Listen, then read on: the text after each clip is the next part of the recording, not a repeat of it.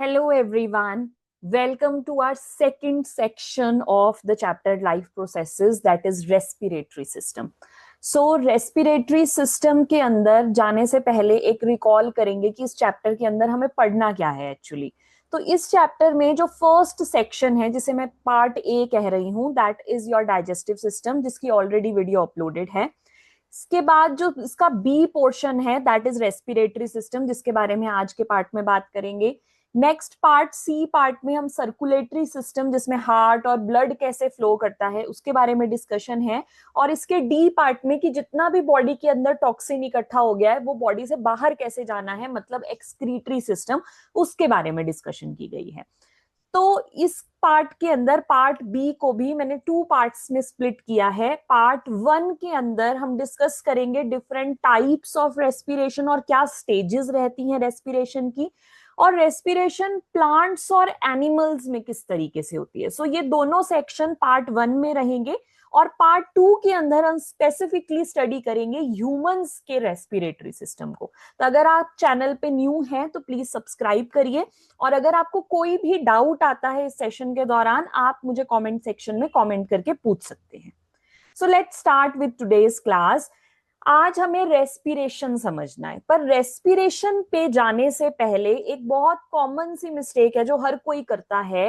एक टर्म है ब्रीदिंग और एक टर्म है रेस्पिरेशन। अगर किसी से फर्स्ट टाइम पूछा जाए कि बेटा रेस्पिरेशन क्या होती है, आप बोलते हैं सांस लेना, मतलब सांस अंदर लेना और सांस बाहर छोड़ना is called as respiration. No, ये आंसर रॉन्ग है। जब भी हम इनहेल या एक्सहेल आउट करते हैं इस प्रोसेस को ब्रीदिंग बोलते हैं, रेस्पिरेशन नहीं बोलते।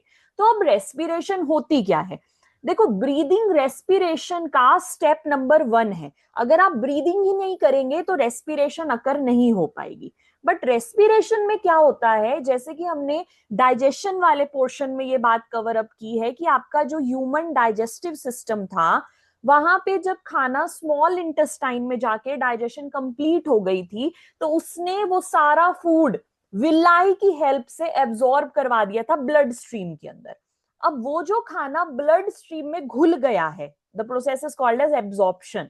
वहां से वो फूड पहुंच जाता है बॉडी के सेल्स के पास। ठीक है, तो सेल के पास एक चीज पहुंची है, that is food. Flu flu food का बहुत ही ज्यादा सिंपल फॉर्म आप यहां बोलेंगे, दैट इज ग्लूकोज। अगर प्रोटीन है तो अमीनो एसिड, फैट्स हैं तो फैटी एसिड, और ग्लिसरॉल की फॉर्म में वो खाना अब पहुंच चुका है सेल के पास।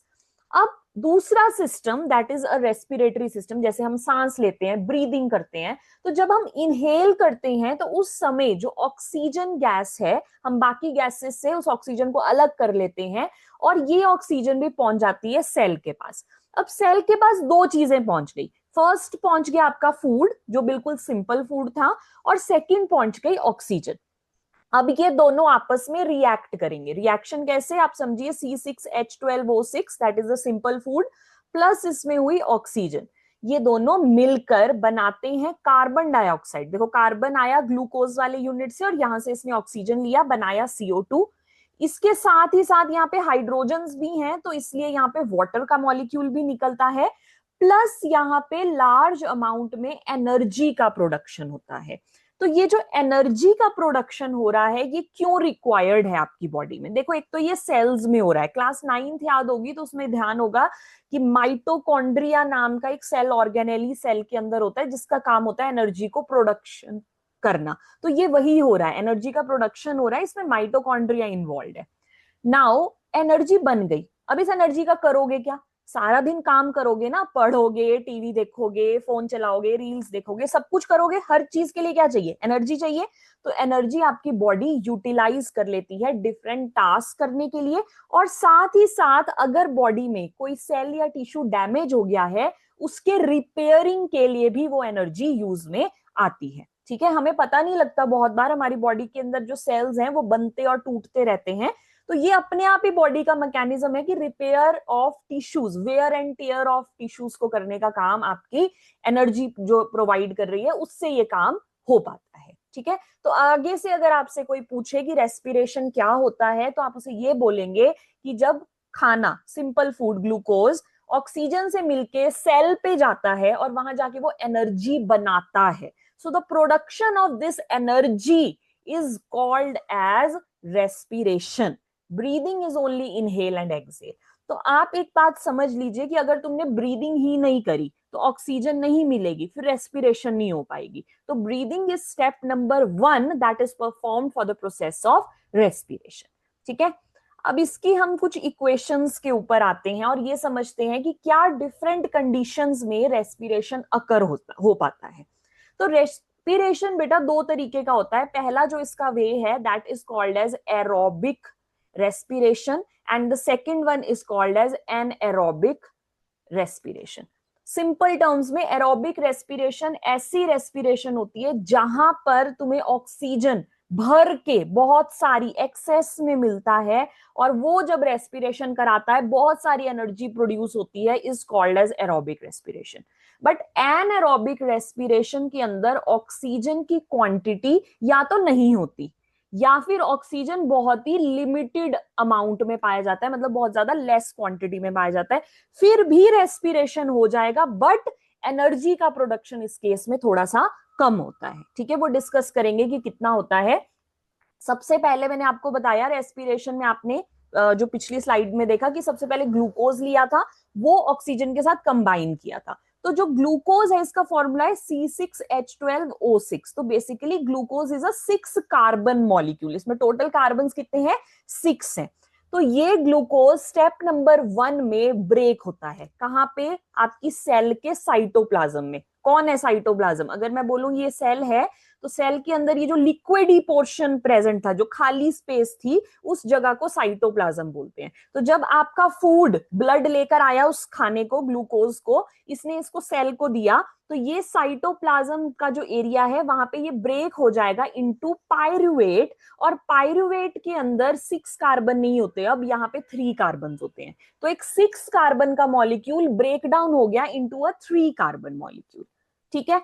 अब इसके आगे के जो स्टेप्स हैं वो वेरी करेंगे कंडीशंस के हिसाब से. पहला है कि अगर ये प्रोसेस ईस्ट के अंदर अकर हो रही है, तो ईस्ट एक ऐसा माइक्रो ऑर्गेनिज्म है जो कि रेस्पिरेशन करता है बट इसे ऑक्सीजन की अमाउंट नहीं चाहिए होता, इसे ऑक्सीजन बिल्कुल भी नहीं चाहिए होता. तो आप यहां लिखेंगे एब्सेंस ऑफ ऑक्सीजन. तो इस केस के अंदर ये पायरुवेट ब्रेक हो जाता है इनटू इथेनॉल. अब इथेनॉल में टोटल कितने कार्बन होते हैं? 2 कार्बन होते हैं. तो अब अगर मैं आपसे एग्जाम में ये पूछती हूँ कि मुझे ईस्ट के अंदर रेस्पिरेशन बता दो, तो आप सिर्फ ये जो फर्स्ट वाला है इसमें आप ग्लूकोज से पहले पायरुवेट बनाएंगे और पायरुवेट के बाद आप इसके अंदर इथेनॉल का प्रोडक्शन बताएंगे, साथ ही साथ CO2 निकलेगा और एनर्जी निकलेगा. बट ध्यान रखेंगे इस केस में एनर्जी बहुत लिमिटेड होता है, that is only 2 ATPs of energy. ATP आप जानते हैं ये एनर्जी करेंसी होता है सेल का. माइटोकॉन्ड्रिया टॉपिक में आपने क्लास 9th में इसको पढ़ा है. तो जैसे हम पैसों को रुपीज में मेजर करते हैं, वैसे एनर्जी को माइटोकॉन्ड्रिया मेजर करता है ATP की फॉर्म में. तो कितने ATP एनर्जी दी? इसने सिर्फ 2 ATP एनर्जी दी. रीजन? बिकॉज ऑक्सीजन नहीं थी तो एनर्जी ज्यादा प्रोड्यूस नहीं हो पाई इस केस में. अब आते हैं सेकंड के अंदर. इसको मैं एक डिफरेंट कलर से आपको दिखा रही हूं. अब आपने स्टार्ट यहीं से होना है. खाना तो ग्लूकोज की फॉर्म में ही आ रहा है. साइटोप्लाज्म में पहुंचा, साइटोप्लाज्म में वो ब्रेक हो गया into pyruvate, that is 3 carbon molecule. अब अगर ये काम ईस्ट में ना होके आपकी मसल सेल्स में हो रहा है, मान लो आज आप जिम जाके आए हो या आज आपने बहुत दिनों के बाद कोई नई स्पोर्ट्स एक्टिविटी की है, बैडमिंटन खेला है, आज बहुत दिनों के बाद मन किया क्रिकेट खेलने चले गए, तो आपने नोटिस किया होगा कि हमारी मसल्स पेन करती हैं ऐसे केस में जब हम बहुत दिनों के बाद कोई फिजिकल एक्टिविटी करते हैं. तो ऐसा क्यों होता है? ऐसा इसलिए होता है बिकॉज आपकी मसल्स के अंदर जो रेस्पिरेशन अकर होती है वो लैक ऑफ ऑक्सीजन या फिर लिमिटेड सप्लाई ऑफ ऑक्सीजन में अकर होती है. हेंस ये भी कैटेगरी एनाएरोबिक रेस्पिरेशन में आएगी. अब यहाँ क्या होगा? देखो एब्सेंस नहीं लिखा, यहाँ लिखा लैक ऑफ ऑक्सीजन. ऑक्सीजन है पर कम है. क्यों? क्योंकि तुम अपनी मसल्स को इतना ज्यादा एब्रप्टली यूज कर रहे हो कि सांस ली हुई ऑक्सीजन बहुत जल्दी मसल्स पे नहीं पहुंच पा रही. तो ऑक्सीजन का अमाउंट हो गया limited. Now what will happen? अब इथेनॉल नहीं बनेगा, अब यहां बनता है लैक्टिक एसिड. तो ध्यान रखेंगे पायरुवेट भी 3 कार्बन का ही मॉलिक्यूल था, बट ये मसल सेल्स में इसने जो लैक्टिक एसिड बनाया अगेन वो 3 कार्बन का ही मॉलिक्यूल होता है. यहाँ CO2 नहीं बनती, आप देखेंगे रिएक्शन में प्लस CO2 नहीं है, बट यहाँ एनर्जी का प्रोडक्शन होता है जिसकी वजह से हम एक्सरसाइज परफॉर्म कर पा रहे हैं। अगेन बिकॉज यहाँ पे लैक है ऑक्सीजन का, ये एनारोबिक कैटेगरी में आया है, तो ये एनर्जी जो है ये काफी लेस होती है। Okay, now coming to the last one and the most important one, that is जब आपके पास ग्लूकोज है और आपके पास बहुत सारा ऑक्सीजन है। मान लो मैं आराम से बैठी हुई हूं या आप मुझे आराम से अभी सुन रहे हैं, आप नॉर्मल सांस ले रहे हैं अपनी, तो आप जब नॉर्मली सांस ले रहे हैं, आपने कुछ खाना खाया है थोड़ी देर के पहले, वो ग्लूकोज में कन्वर्ट हो चुका है, तो ये ग्लूकोज जाएगी साइटोप्लाज्म में, पायरुवेट बनाएगी अपने स्टेप के हिसाब से। बट क्योंकि अब आप आराम से बैठे हैं, कोई ऑक्सीजन का लैक नहीं है, तो ऑक्सीजन का प्रेजेंस अब अबंडेंट में है। तो अब ये जो पायरुवेट मॉलिक्यूल है, ये माइटोकॉन्ड्रिया के अंदर, ध्यान रखेंगे ये काम माइटोकॉन्ड्रिया में हो रहा है, पिछला काम मसल सेल्स में हो रहा था। तो माइटोकॉन्ड्रिया इसको ब्रेक करेगी into CO2, water and energy produce होगी। अब मैंने आपको जैसे कि बोला कि यहाँ क्योंकि ऑक्सीजन बहुत सारी है, तो एनर्जी भी बहुत सारी प्रोड्यूस होगी, और ये प्रोड्यूस होती है अराउंड 38 ATP ऑफ एनर्जी। अब आप देखो 2 ATP और 38 ATP में कितना फर्क है, ठीक है। तो a large amount of energy is produced जब ये रेस्पिरेशन ऑक्सीजन की प्रेजेंस में होती है, और ऐसी रेस्पिरेशन एरोबिक रेस्पिरेशन कहलाती है। तो यहां से आपको क्लियर हो जाना चाहिए कि अगर आपसे एरोबिक और एनारोबिक में डिफरेंस पूछा जाए, तो फर्स्ट डिफरेंस क्या होगा? फर्स्ट डिफरेंस यही होगा कि एरोबिक रेस्पिरेशन के अंदर आपकी ऑक्सीजन जो थी वो अबंडेंस में प्रेजेंट थी, बट जब एनारोबिक रेस्पिरेशन आपने करी, उस केस के अंदर जो ऑक्सीजन है वो या तो एब्सेंट है या उसका लिमिटेड अमाउंट है, ठीक है, दोनों केसेस हो सकते हैं। नेक्स्ट सेकंड के अंदर हमने सेकंड पार्ट में ये पढ़ा कि जो एनर्जी थी एरोबिक में, बिकॉज बहुत सारा ऑक्सीजन था तो एनर्जी भी बहुत सारी थी, जो कि 38 ATP के नियरली थी। बट एनएरोबिक के अंदर बिकॉज ऑक्सीजन नहीं था या कम था, तो एनर्जी लेस होती है, जो कि नियरली 2 ATP के अराउंड होती है।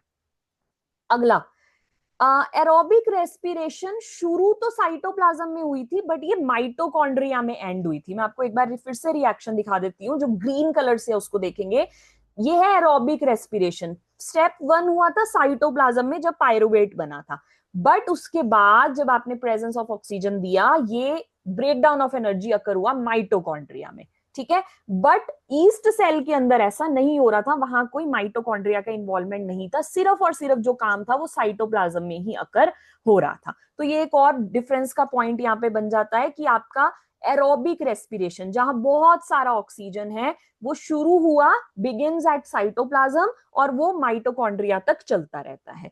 But in the case of anaerobic, जब ईस्ट की बात आपने करी या फिर आपने मसल सेल की बात करी, उस केस के अंदर ये सिर्फ और सिर्फ साइटोप्लाज्म के अंदर काम होगा, या माइटोकॉन्ड्रिया रोल प्ले नहीं करती है। और इसके कुछ एग्जांपल्स, एरोबिक रेस्पिरेशन ज्यादातर प्लांट्स, एनिमल्स, हम लोग ह्यूमन बींग्स हम यही करते हैं, ठीक है। बट एनारोबिक रेस्पिरेशन के अंदर कुछ ऐसे स्पेसिफिक बैक्टीरिया हैं जिन्हें एनारोबिक बैक्टीरिया बोलते हैं, वो ये रेस्पिरेशन करते हैं। या फिर ईस्ट, आपने एक एग्जांपल पढ़ा, आप इसमें आप मसल सेल्स भी लिख सकते हैं, मसल सेल्स ड्यूरिंग एक्सरसाइज, तो वो उस समय भी आपकी एनारोबिक रेस्पिरेशन ह्यूमन बींग्स में होती है, ठीक है। आई होप ये आपका टॉपिक क्लियर होगा, एरोबिक एनारोबिक में डिफरेंस और इसके सारे रिएक्शन। ये रिएक्शन आते हैं 3 मार्क्स में लिखने के लिए। ये डिफरेंस आपसे 2 to 3 मार्क्स के क्वेश्चन की तरफ पूछ लिया जाता है कि दोनों में डिफरेंस बता दो और इक्वेशन बता दो, तो आप दोनों क्वेश्चन का कॉम्बिनेशन भी बहुत सारे प्रीवियस ईयर क्वेश्चन में देख पाएंगे। चलिए, अब यहां हमने एक बात, एक टर्म हमारे पास सामने आई, दैट इज एटीपी का प्रोडक्शन हुआ। एटीपी मैंने आपको बताया ये क्या है, एनर्जी करेंसी है सेल की। मैंने अगर आपको 10 रुपीज दिए कि जाओ जाकर अपने लिए कुछ खाने के लिए ले आओ, लो 10 रुपीज, तो रुपीज करेंसी थी मनी की, जो हम इंडिया में यूज करते हैं, ठीक है। अब जब आप अपनी बॉडी के अंदर बात करेंगे कि एनर्जी किस यूनिट में रिलीज हो रही है, दैट यूनिट इज एटीपी, तो it is energy currency of the cell. अब एटीपी की फुल फॉर्म भी आपके लिए दी गई है, दैट इज अडीनोसाइन ट्राइफॉस्फेट, ये इसकी फुल फॉर्म है। A stands for adenosine, T stands for tri and P stands for phosphate. Adenosine triphosphate इसका फुल फॉर्म है। अब हमें ये देखना है कि ये एटीपी बन कैसे रहा है। देखो, सबसे पहले सेल्स के अंदर प्रेजेंट होता है एडीपी। एडीपी का फुल फॉर्म होता है अडीनोसाइन डाइफॉस्फेट। डाई मींस यहाँ पे फॉस्फेट के सिर्फ 2 यूनिट्स होंगे, ट्राई में फॉस्फेट के 3 यूनिट्स होंगे।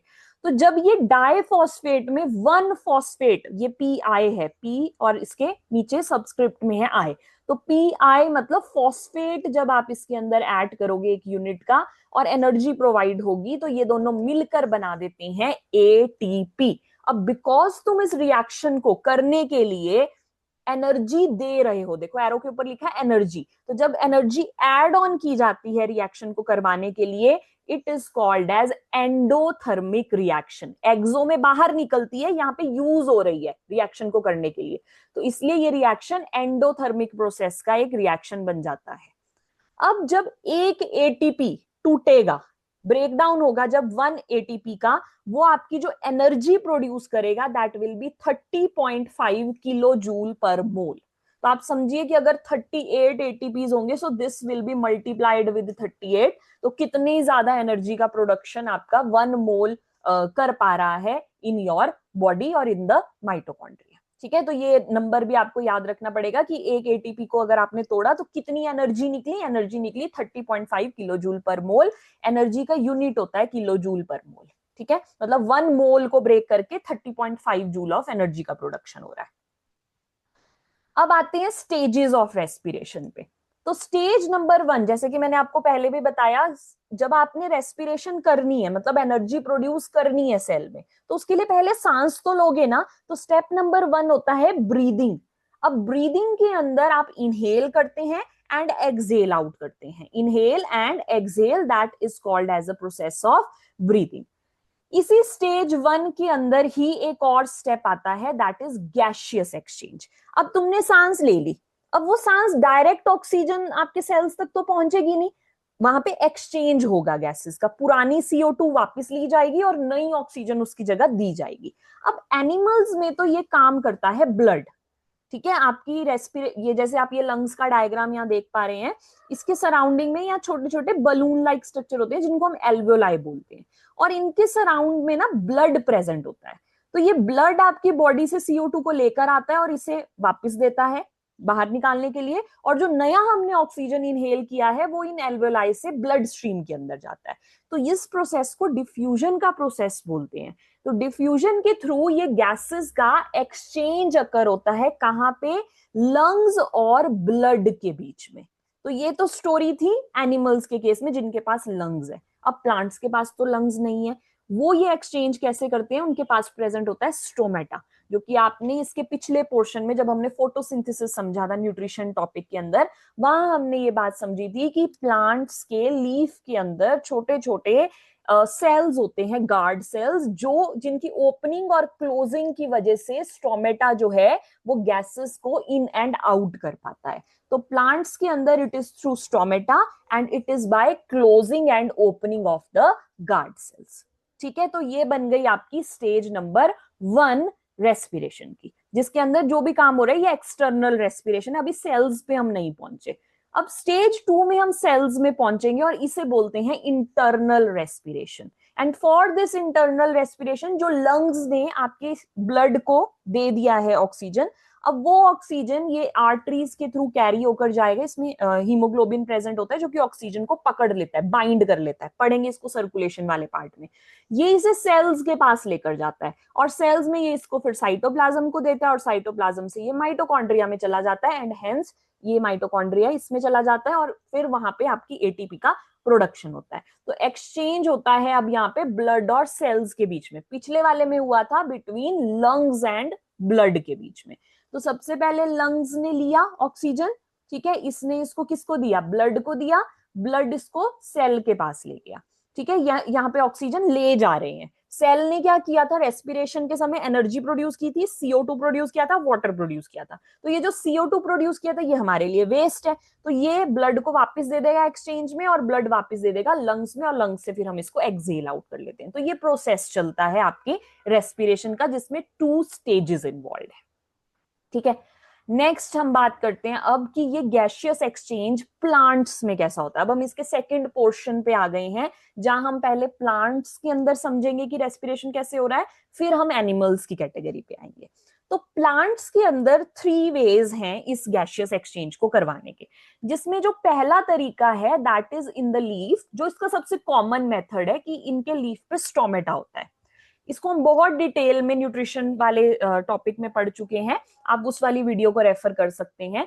तो यहाँ पे डिफ्यूजन होती है डायरेक्ट, ठीक है, ओपनिंग होती है स्टोमेटा की, बाहर ऑक्सीजन का कॉन्सेंट्रेशन क्या ज्यादा है वो अंदर आ जाएगा, CO2 अंदर ज्यादा है बाहर कम है तो वो बाहर चली जाएगी। तो जब आपका डायरेक्ट एक्सचेंज हो रहा है, कोई सेमी परमिएबल मेम्ब्रेन नहीं है बीच में, the process is called as diffusion. तो अब यहाँ एक बात ध्यान में रखना, देखो जो प्लांट्स है ना, हम बड़ा ये गलती कर देते हैं ये समझने में, हमें लगता है कि प्लांट सिर्फ CO2 को ही अंदर लेती हैं फोटोसिंथेसिस के लिए, पर नहीं, प्लांट्स रेस्पिरेशन भी करती हैं। तो जैसे हम रेस्पिरेशन करने के लिए ऑक्सीजन ले रहे हैं और CO2 दे रहे हैं, ये सेम काम प्लांट्स भी करते हैं। तो अब आप बोलेंगे मैम अगर वो खुद ही सारी ऑक्सीजन ले लेंगे रेस्पिरेशन करने के लिए, तो वो हमारे लिए कैसे प्रोड्यूस करेंगे उसे? वो ऐसे प्रोड्यूस करेंगे कि मान लो अगर उसने 100 मॉलिक्यूल्स ऑफ O2 को बनाया फोटोसिंथेसिस के लिए खाना बनाते समय, तो वो जब यूज कर रहे हैं रेस्पिरेशन के लिए, वो सिर्फ 2 या 3 मॉलिक्यूल्स यूज कर रहे हैं, बाकी जो 98 मॉलिक्यूल्स हैं वो आपके लिए अवेलेबल है नेचर में ब्रीद करने के लिए। ठीक है, तो ये प्रोसेस रहता है। तो रेस्पिरेशन इन प्लांट्स बोला जाए तो वो ह्यूमन वाला ही केस है कि लिया ऑक्सीजन और दिया CO2, फोटोसिंथेसिस में उल्टा होता है। अब जो प्लांट्स हैं इनके अंदर डे और नाइट का भी एक प्रोसेस चलता है। लाइट होती है दिन के समय तो ये फोटोसिंथेसिस करेगा, फोटोसिंथेसिस करेगा तो उस समय ये CO2 को बाहर निकालेगा, जब ये रेस्पिरेशन कर रहा है तो CO2 को बाहर निकाल रहा है। और दूसरा काम ये क्या कर रहा है, ये CO2 को साथ ही साथ ले भी रहा है, क्योंकि ये फोटोसिंथेसिस भी कर रहा है डे लाइट में, क्योंकि फोटोसिंथेसिस के अंदर जो वर्ड फोटो है दैट मीन्स लाइट। तो दिन के समय दोनों प्रोसेस चलती हैं प्लांट में, रेस्पिरेशन भी और फोटोसिंथेसिस भी। CO2 को बनाता भी रहता है और साथ में CO2 को लेता भी रहता है, ओके, और ऑक्सीजन को रिलीज करता है। This is the process during the day. अब रात में क्या होगा? अब रात में रोशनी नहीं है, ये जो आपके गार्ड सेल्स है ये क्लोज हो गए हैं, फोटोसिंथेसिस ये कर नहीं सकता क्योंकि रोशनी नहीं है, तो अब आपकी फोटोसिंथेसिस नहीं होती। अब सिर्फ एक ही प्रोसेस होगी दैट इज रेस्पिरेशन, जिसमें ये O2 को लेगा और CO2 को जनरेट करेगा। इसीलिए कहते हैं रात के समय पेड़ पौधों के पास नहीं जाना चाहिए, भूत नहीं होता उनके ऊपर। रीजन यही होता है कि वो CO2 रिलीज आउट उस समय कर रहे होते हैं, और हमारे लिए बहुत ज्यादा CO2 को इनहेल करना हार्मफुल हो सकता है, बिकॉज एज ह्यूमंस हमें ऑक्सीजन चाहिए होती है इनहेल करने के लिए। That is why it is advised not to go to the near the plants at night time. ठीक है, ये बस डराने के लिए कुछ बातें बना दी गई हैं ताकि हम इस चीज को माने, क्योंकि ऐसे आपको बोल दिया जाएगा CO2 दे रहा है, आप बोलेंगे आने दो कोई बात नहीं, मानोगे थोड़ा, इसलिए आपको बोला कि भूत बैठा हुआ है पेड़ पे इसलिए आप मत जाओ उसके पास, बट एक्चुअली ऐसा नहीं होता है। ठीक है, चलिए दूसरा तरीका गैशियस एक्सचेंज का, दैट इज थ्रू रूट्स।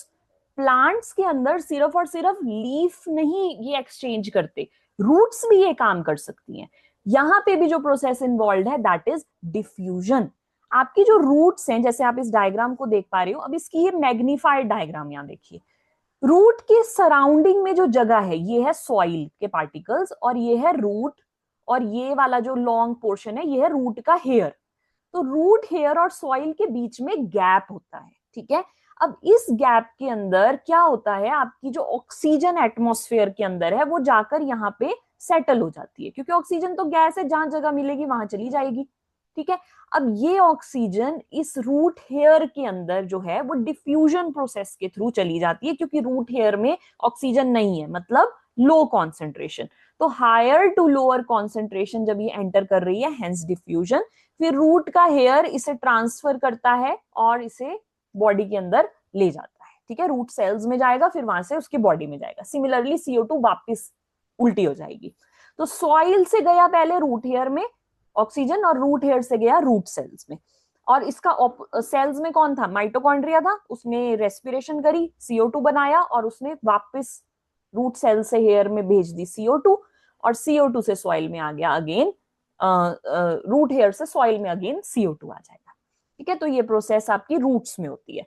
और इसका स्टेम भी ऐसा पोर्शन है जो आपकी रेस्पिरेशन को कर सकता है। देखो अब स्टेम ना दो तरीके की होती है। फर्स्ट कैटेगरी ऑफ स्टेम है हर्बेशियस स्टेम्स, ऐसी स्टेम्स जो कि ग्रीन इन कलर होती हैं। ठीक है, ग्रीन कलर की स्टेम्स जिन प्लांट्स की होती है उनको हर्बेशियस प्लांट्स बोलते हैं, और ऐसी स्टेम्स को हर्बेशियस स्टेम्स बोलते हैं।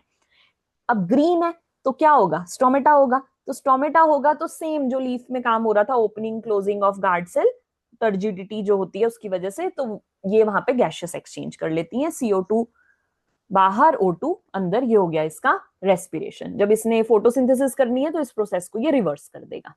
अब ऐसे प्लांट्स जिनकी जो स्टेम है वो ग्रीन नहीं होती, हर्बेशियस नहीं होती, बट कैसी होती है, वुडी होती है। अब वहां स्टोमेटा नहीं होता, वहां छोटे छोटे इस तरीके के होल्स प्रेजेंट होते हैं। आपने ये पेड़ों के ऊपर देखे होंगे क्योंकि उनकी ब्राउन बार्क होती है, वुडी बार्क होती है। इन छोटे छोटे होल्स को बोलते हैं lenticels. So by these holes ये डायरेक्ट इनहेल और एक्सहेल करते हैं गैसेस का, O2 एंड CO2 का। ठीक है, तो याद रखेंगे हर्बेशियस स्टेम्स में स्टोमेटा होता है स्टेम में, और वुडी स्टेम के अंदर small holes called as lenticels होते हैं। चलिए अब एनिमल्स की कैटेगरी में आ जाते हैं। अब एनिमल्स के पास स्टोमेटा नहीं है, बट एनिमल्स के पास इवॉल्व्ड ऑर्गन्स हैं, अच्छे खासे बने हुए ऑर्गन्स हैं जो उनके रेस्पिरेटरी सिस्टम को बनाते हैं। बट जब हम बात करते हैं एक ऑर्गन की, तो रेस्पिरेशन के लिए जो ऑर्गन है उसके अंदर क्या क्या ऐसी खास बातें होनी चाहिए कि वो ऑर्गन अच्छे से रेस्पिरेशन कर पाए।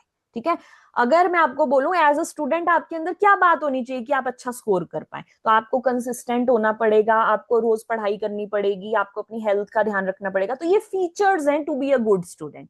तो उसी तरीके से अगर मैं बोलूं कि मेरा एक रेस्पिरेटरी सिस्टम मुझे बनाना है, तो उसका जो ऑर्गन है उस ऑर्गन के क्या क्या फीचर्स होने चाहिए।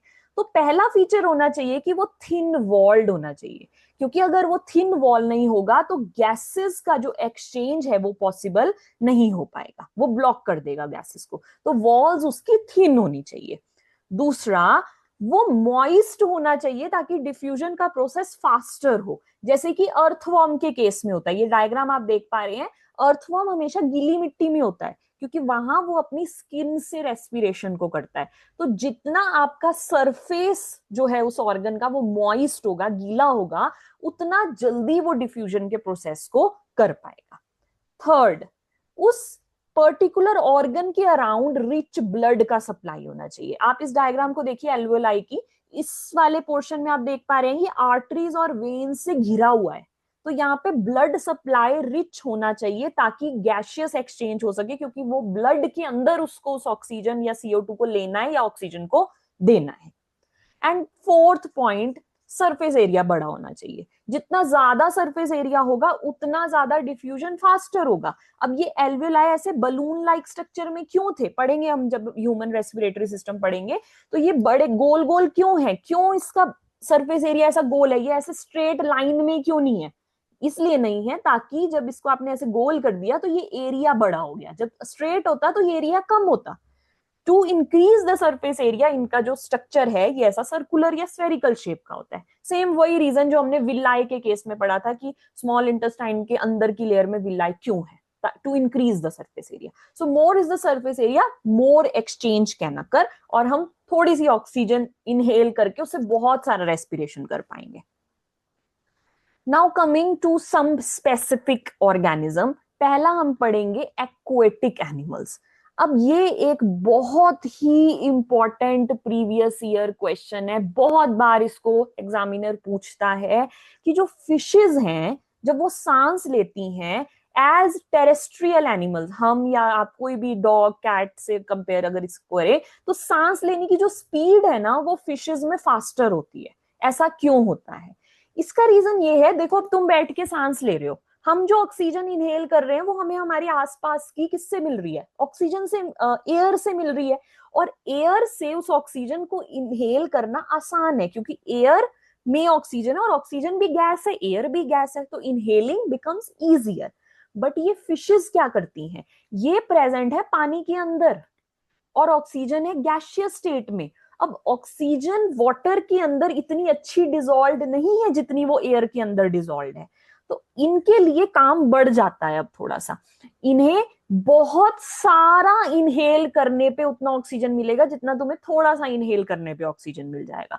तो बिकॉज ऑक्सीजन वाटर में इतनी अच्छे से डिसॉल्व नहीं होती, हेंस इन्हें बहुत तेज तेज इनकी स्पीड जो है सांस लेने की वो तेज हो जाती है, ताकि ये ज्यादा से ज्यादा ऑक्सीजन को अपनी बॉडी में इनटेक कर सके।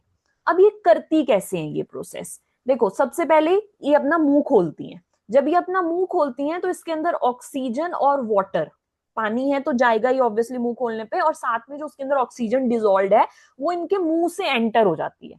जब ये इनके मुंह से एंटर होती है तो इनके यहाँ बैक साइड पे ना इनके गिल्स प्रेजेंट होते हैं। अब इन गिल्स के अंदर रिच ब्लड सप्लाई होता है। जैसे मैंने पिछले डायग्राम में आपको बताया था कि ह्यूमंस की लंग्स में एल्वेलाई हैं जिसके अराउंड ये आर्टरीज और वेन्स हैं जहां पे ब्लड सप्लाई रिच है। तो इनके अंदर एल्वेलाई नहीं है इनके पास, क्योंकि लंग्स नहीं है। इनके पास होते हैं गिल्स, और इनके अराउंड होता है ब्लड सप्लाई जो CO2 को बॉडी से ला रहा है और ऑक्सीजन को ले लेगा। तो ये ऑक्सीजन और वाटर इस आर्टरीज में चला जाता है और वेन्स इन्हें CO2 दे देती हैं, और ये गिल्स का फ्लैप ओपन होता है और यहां से देखो, ये आप आउटवर्ड एरो देख पा रहे हैं, यहां से CO2 के साथ जो वाटर है वो बाहर एक्सेल आउट हो जाता है। तो वाटर इनकी बॉडी के अंदर नहीं जाता, वो गिल्स से ही बाहर निकल जाता है, बस वो एक्सचेंज के अंदर हेल्प करवाता है। तो ये प्रोसेस रहती है फिशेस के अंदर। बट ये क्वेश्चन बहुत इंपॉर्टेंट है कि रेट ऑफ ब्रीदिंग फास्टर क्यों होती है एक्वेटिक एनिमल्स में than terrestrial animal? Reason, because oxygen water के अंदर कम डिसॉल्व है as compare to air, that is why their breathing rate is faster. अब कुछ और इसके अंदर बातें हमें समझनी है, दैट इज जो हम सांस ले रहे हैं टेरेस्ट्रियल एनिमल के ऊपर। अब हम आगे जो जमीन पे रहते हैं उन्हें टेरेस्ट्रियल एनिमल्स बोलते हैं। तो हम जो ऑक्सीजन इनहेल कर रहे हैं वो है हमारे आसपास की एटमॉस्फेरिक ऑक्सीजन। तो हर ऑर्गेनिज्म के पास एक डिफरेंट ऑर्गन है उसकी काबिलियत के हिसाब से। अब बोलो कि एक छोटे से मच्छर के अंदर तुम लंग्स डाल दोगे, नहीं डाल सकते ना। तो डिफरेंट टेरेस्ट्रियल एनिमल्स के पास डिफरेंट टाइप ऑफ ऑर्गन्स हैं इस काम को करने के लिए, और इन ऑर्गन्स के कुछ फीचर्स मैं ऑलरेडी डिस्कस कर चुकी हूँ कि ये ऑर्गन कैसा होना चाहिए, थिन वॉल होना चाहिए, सरफेस एरिया ज्यादा होना चाहिए, और भी कुछ इसके अंदर फीचर है। एक तो अगर थिन है तो वेल प्रोटेक्टेड भी होना चाहिए, वरना अगर वो लेयर फट गई कट गई तो आपकी पूरी बॉडी खत्म हो जाएगी फिर। दूसरा, उसके पास ऐसा मैकेनिज्म होना चाहिए कि वो एयर को एक्सचेंज कर सके, मूवमेंट के लिए एक पर्टिकुलर मैकेनिज्म उसे आना चाहिए। Next is surface area large होना चाहिए, ये ऑलरेडी मैंने आपको बताया। और जो सरफेस है वो बहुत ही फाइन पतला होना चाहिए और डेलिकेट होना चाहिए ताकि वो एक्सचेंज इजियर हो। ये थी ऑर्गन कैसा होना चाहिए आपके एनिमल्स का। अब बात करते हैं डिफरेंट एनिमल्स जो हैं वो किस तरीके से डिफरेंट ऑर्गन्स को यूज करते हैं। You just need to learn this. आपके जो यूनिसेलुलर टेरेस्ट्रियल एनिमल्स हैं लाइक अमीबा, प्लेनेरिया, इनके पास कोई स्पेशलाइज्ड ऑर्गन तो होता नहीं है। इनके पास एक ही बॉडी है, उसमें इन्हें सब करना है। तो ये सेल मेम्ब्रेन का यूज करते हैं। तो अगर आपसे पूछा जाए किस ऑर्गन का यूज करते हैं ये रेस्पिरेशन के लिए, तो organ used is cell membrane. फिर हम बात करते हैं इंसेक्ट्स के ऊपर। इंसेक्ट्स की भी बॉडी बहुत छोटी होती है, उनके पास कोई लंग्स आप एडजस्ट नहीं कर सकते बॉडी में, तो इनके पास छोटे छोटे होल्स होते हैं इनकी बॉडी पे जिनको बोलते हैं स्पाइरिकल्स। तो ऑर्गन कौन सा यूज करते हैं insects? The organ used is spiracles. फिर हम बात करते हैं अर्थवॉर्म और लीच की। डायग्राम आप देख पा रहे हैं, ये अर्थवॉर्म है, ये लीच है। इनके पास भी लंग्स नहीं होती, बट इनकी मॉइस्ट स्किन, इनकी जो स्किन है जब तक ये गीली रहेगी ये स्किन से ही एक्सचेंज करते हैं डायरेक्ट गैसेस का, ठीक है। बट कंडीशन है कि वो स्किन मॉइस्ट होनी चाहिए, ड्राई कंडीशन में ये मर जाते हैं फिर। अब बात करते हैं बर्ड्स और टेरेस्ट्रियल एनिमल्स की। सबको पता है लंग्स होती हैं, बर्ड्स के पास भी वेल डेवलप्ड लंग्स होती हैं, और जितने भी जानवर जमीन पे रहते हैं इन सबके पास लंग्स प्रेजेंट होती हैं। फ्रॉग्स भी ऐसे एनिमल्स हैं जिनके पास लंग्स होती हैं।